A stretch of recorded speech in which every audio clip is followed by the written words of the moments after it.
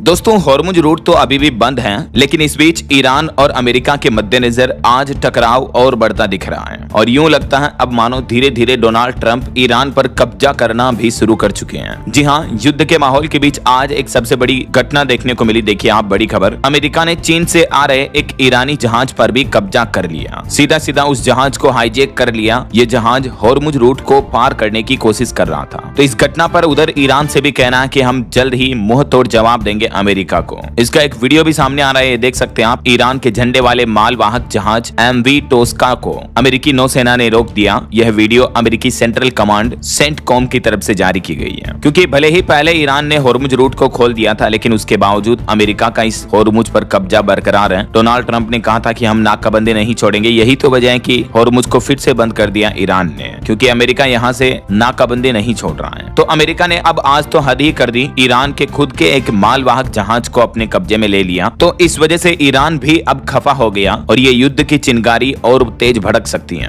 America के राष्ट्रपति Donald Trump के मुताबिक टोस्का नामक यह जहाज हॉर्मुज स्ट्रेट पार करने की कोशिश कर रहा था और इसे अमेरिकी डिस्ट्रॉयर USS स्प्रुएंस ने रोका है। उधर दूसरी तरफ ईरान के हजरत खातम अल अनबिया सैन्य मुख्यालय का कहना है कि अमेरिका ने सीजफायर का उल्लंघन किया और ओमान की खाड़ी में ईरान के एक व्यापारिक जहाज पर फायरिंग की, हमला भी किया, जिससे उसका नेविगेशन सिस्टम भी खराब हो गया। ईरान की तस्मीन मीडिया के मुताबिक ये जहाज चीन से ईरान जा रहा था, लेकिन ईरान ने इसे समुद्री डकैती करार कर दिया अमेरिका के द्वारा और कहा कि हम इसका जवाब अवश्य देंगे। आइए देखते हैं पिछले 24 घंटों के दौरान ईरान इजराइल जंग में क्या 5 बड़े अपडेट्स देखने को मिले और अभी का माहौल क्या चल रहा है। पिछले 24 घंटों में आपको पता होगा कि एक तो हॉर्मुज रूट पार कर रहे भारतीय जहाजों पर भी फायरिंग देखने को मिली। ईरान ने हॉर्मुज स्ट्रेट को खोलने के बाद फिर से बंद कर दिया। ईरान अमेरिका के बीच दूसरी बैठक पाकिस्तान में होने को लेकर भी संशय बरकरार है और इस बार पाकिस्तान में दूसरे दौर की वार्तालाप में अमेरिका के उपराष्ट्रपति JD वेंस का दौरा टल चुका है, यानी वो नहीं जाएंगे मध्यस्थता की बातचीत के लिए। और पिछले कुछ ही घंटों पहले डोनाल्ड ट्रंप ने भी ये चेतावनी दी ईरान को, कहा कि ईरान के पास शांति समझौते के लिए ये आखिरी मौका है। ट्रंप बोले कि वह पूर्व राष्ट्रपति बराक ओबामा की तरह वही गलती नहीं दोहराएंगे। तो ये 24 घंटों के दौरान के कुछ हाइलाइट्स और सुर्खियां रही। उधर ईरान का अब कहना है कि दबाव में कोई डील नहीं होगी, अमेरिका हम पर जबरन प्रेशर नहीं बना सकता है। और खबर तो ये भी आ रही कि फिर से युद्ध बढ़ने के डर से UAE ने भी अमेरिका से मदद की बातचीत शुरू कर दी है, संयुक्त अरब अमीरात की तरफ से। वहीं इधर ईरानी संसद के स्पीकर बोले कि अमेरिका से बातचीत अभी भी जारी है, लेकिन हालात काफी तनावपूर्ण बने हुए हैं। ईरान की संसद के स्पीकर मोहम्मद बागेर का यह कहना कि दोनों देशों के बीच बातचीत चल रही है। और एक रिपोर्ट आ रही कि मुज्तबा खामेनेई के बाद अब ईरान के सबसे ताकतवर शख्स बने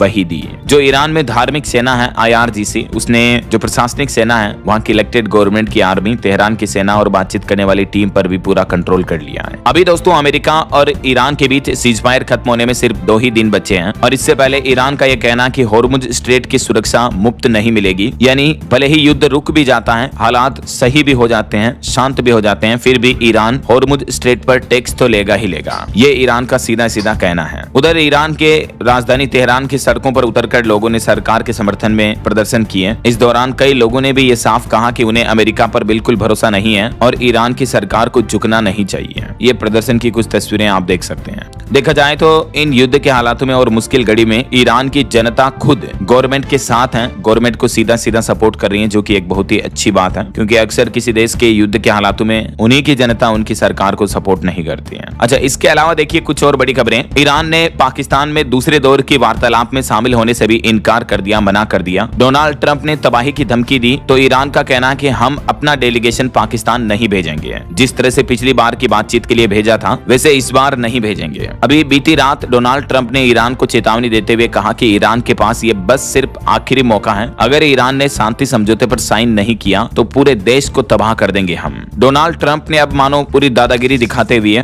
सीधी सीधी धमकी दे डाली ईरान को, मानो हर चीज के कर्ता धर्ता ट्रंप ही हो। इस तरह की बयानबाजी डोनाल्ड ट्रंप की देखने को मिल रही है। डोनाल्ड ट्रंप ने ईरान को आखिरी चेतावनी में कहा, अमेरिकी राष्ट्रपति ट्रंप बोले कि हमारी डील मानो वरना ईरान पूरा अंधेरे में डूब जाएगा। पहले तो रिपोर्ट सामने आ रही थी कि आज पाकिस्तान में फिर से चर्चा हो सकती है, लेकिन ईरान ने तो साफ साफ मना ही कर दिया कि वो पाकिस्तान जा ही नहीं रहा है। ट्रंप ने यह कह दिया कि अगर ईरान ने इस बार मौजूदा समझौते की शर्तों को स्वीकार नहीं किया तो अमेरिका उनके तमाम पावर प्लांट और पुलों को जमीजोंद कर देगा। ईरान में पूरे देश में तबाही मचा देगा। जिस तरह से मानो भूकंप आता हो, प्रलय होता हो और उस तरह से तांडव मचता है ना, वैसे ट्रंप ने ईरान को अब सीधी सीधी धमकी दी है। खैर उधर ईरान के भी कुछ डेलीगेट्स का यह मानना है कि बातचीत चल रही है। हालांकि पाकिस्तान आने के लिए तो मना कर दिया उन्होंने, लेकिन फिर भी ईरान अमेरिका की वार्तालाप पर सस्पेंस बरकरार है। अभी तक बैठक की कोई फाइनल तारीख तय नहीं हुई है, क्योंकि मेन पेच हॉर्मुज रूट को लेकर ही फंसा हुआ है। क्योंकि ट्रंप के तो जो बयान होते हैं उनकी कोई स्थायी गारंटी भी नहीं होती कि डोनाल्ड ट्रंप के बयान सही होंगे या नहीं। वो तो कभी भी कुछ भी कह देते हैं कि हाँ बातचीत चल रही है, अगली बातचीत पाकिस्तान में होगी, ये वो। लेकिन क्योंकि ट्रंप इतनी बार अब फेक बयान दे चुके हैं कि अब उनके बयानों की सत्यता की गुणवत्ता कम होती जा रही है। खैर इस बीच देखिए अगली बड़ी खबर, सीजफायर के बावजूद लेबनान और इजराइल के बीच भी हमले जारी हैं और लेबनान में तो एक यीशु की प्रतिमा वाली तस्वीर पर बवाल मच गया। इजरायली सेना ने जांच भी शुरू की, सोशल मीडिया पर भी हंगामा मच गया। बताया जा रहा कि दक्षिणी लेबनान के दबेल गांव में ईसा मसीह की प्रतिमा को कथित तौर पर नुकसान पहुंचाने वाले इजरायली सैनिक की तस्वीर वायरल होने के बाद अब इजरायली सेना ने जांच शुरू कर दी और सेना ने इस कृत्य की निंदा भी की है।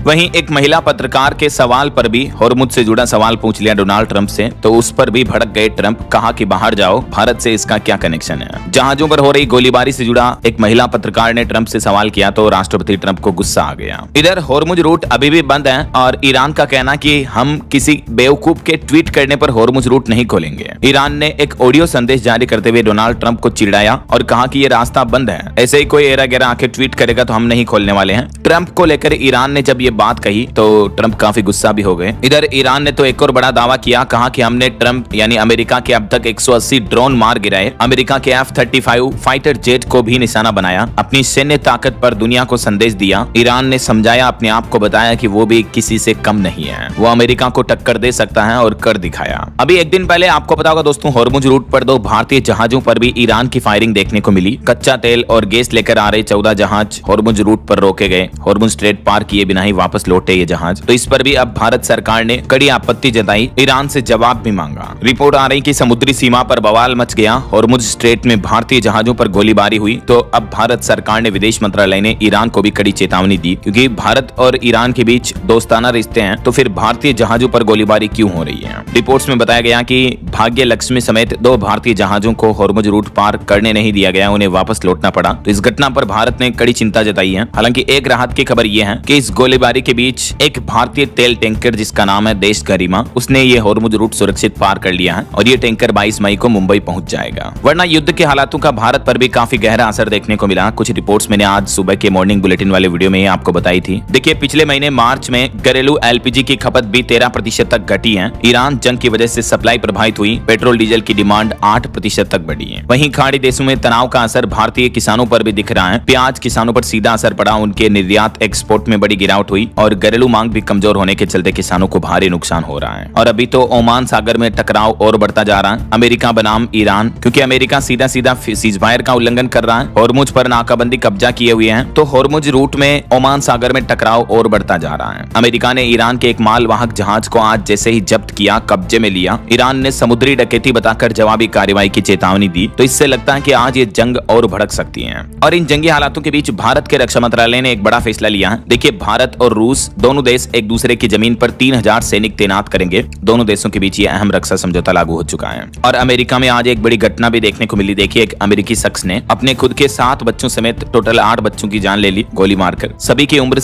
1 साल से 11 साल तक बताई जा रही है। ये तस्वीर आप देख सकते हैं, यही पिता जिसने अपने ही 7-8 बच्चों को मार दिया। अपनी पत्नी को भी गोली मार दी, जिसकी हालत काफी गंभीर बताई जा रही है। अमेरिका में एक्चुअली फल और सब्जी खरीदने जैसा आसान है बंदूक खरीदना, क्योंकि गन कल्चर अमेरिका में कई सालों पुराना है। 1791 में संविधान के तहत अमेरिकी नागरिकों को यह राइट्स अधिकार दिए गए। उसके बाद से गन कल्चर बढ़ा और इस तरह की शूट आउट की घटनाएं अमेरिका में अक्सर देखने को मिलती हैं। तो ये दोस्तों आज ईरान इजराइल अमेरिका जंग से जुड़ी कुछ बड़ी खबरें रही। वैसे आप भारत के कौन से राज्य